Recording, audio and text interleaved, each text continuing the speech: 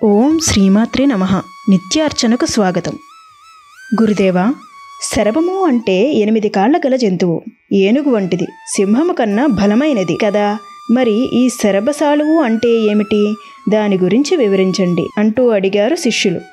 చెప్పడం ప్రారంభించారు గురువుగారు. కృతయుగంలో కశ్యప ప్రజాపతికి ద్వితీయందు హిరణ్యకశ్యప, హిరణ్యాక్షులనే కుమారులు కలిగారు. వీరు చాలా బలవంతులు, మహా తపశ్శక్తి సంపన్నులు. బ్రహ్మను గూర్చి అనేక వేల సంవత్సరాలు తపస్సు చేశారు. హిరణ్యాక్షుడు భూమిని చాపగా చుట్టి సముద్రంలో పరేశాడు. శ్రీహరి వరాహావతారమెత్తి భూమిని రక్షించాడు, హిరణ్యకశ్యపుని సంహరించాడు. ఆ విషయం తెలిసిన హిరణ్యాక్షుడు బ్రహ్మను గురించి ఘోరమైన తపస్సు చేశాడు. బ్రహ్మదేవుడు ప్రత్యక్షమై ఏ వరం కావాలో కోరుకో అన్నాడు. అందరూ దానవులులాగానే చావు లేకుండా వరం కావాలి అన్నాడు హిరణ్యకశ్యపుడు. అది కుదరదు, పుట్టిన ప్రతి ప్రాణి మరణించి తీరాల్సిందే, ఇంకేదైనా వరమడుగు అన్నాడు బ్రహ్మ. ఆలోచించాడు దానవరాజు.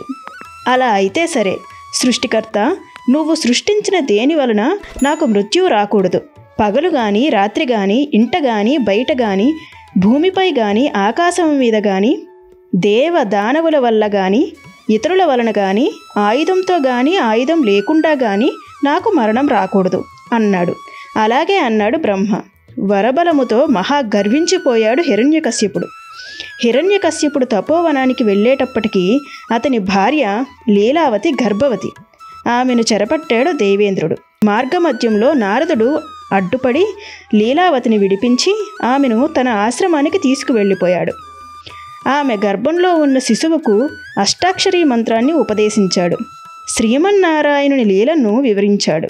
ఈ రకంగా గర్భంలో ఉండగానే బాలునికి యుక్తాయుక్తి విచక్షణ జ్ఞానం కలిగింది.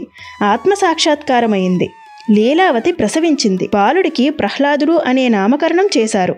బాలుడు దినదిన ప్రవర్ధమానమవుతున్నాడు. చండామార్కుల వారి వద్దకు విద్యాభ్యాసం కోసం పంపారు. అక్కడ తోటి పిల్లలతో హరినామస్మరణ చేయించాడు ప్రహ్లాదుడు. వారందరికీ తత్వబోధ చేశాడు. ఆది మధ్యాంతరహితుడు శ్రీమన్నారాయణుడు, సృష్టి స్థితిలయకారకుడు శ్రీమన్నారాయణుడు. ఈ జగత్తంతా అతడే నిండి ఉన్నాడు. ఈ రకంగా వైష్ణవ తత్వాన్ని బోధిస్తున్నాడు ప్రహ్లాదుడు.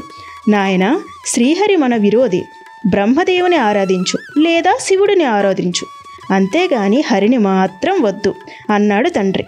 వినలేదు తనయుడు. తనయుని శిక్షించాడు తండ్రి. ఫలితం లేదు. విపరీతమైన శిక్షలు వేశాడు. ఏనుగులతో త్రొక్కించాడు, నిప్పులలో పడేయించాడు, సముద్రంలో నెట్టించాడు. కానీ ప్రహ్లాదుడు మాత్రం విష్ణుభక్తి మానలేదు. చివరకు ఎక్కడ ఉన్నాడు మీ హరి అన్నాడు తండ్రి. ఒకచోట ఏమిటి తండ్రి? భూమిలో, ఆకాశం పైన, నీటిలో, నిప్పులో, అక్కడ ఇక్కడ ఏమిటి? ఎక్కడ పడితే అక్కడే ఉన్నాడు అన్నాడు తనయుడు. కోపం తన్నుకు వచ్చింది రాక్షసరాజుకు. అయితే ఈ స్తంభంలో చూపగలవా అని అక్కడ ఉన్న స్తంభాన్ని కాలితో తన్నాడు దానవేంద్రుడు. ఆ స్తంభం విరిగిపోయింది.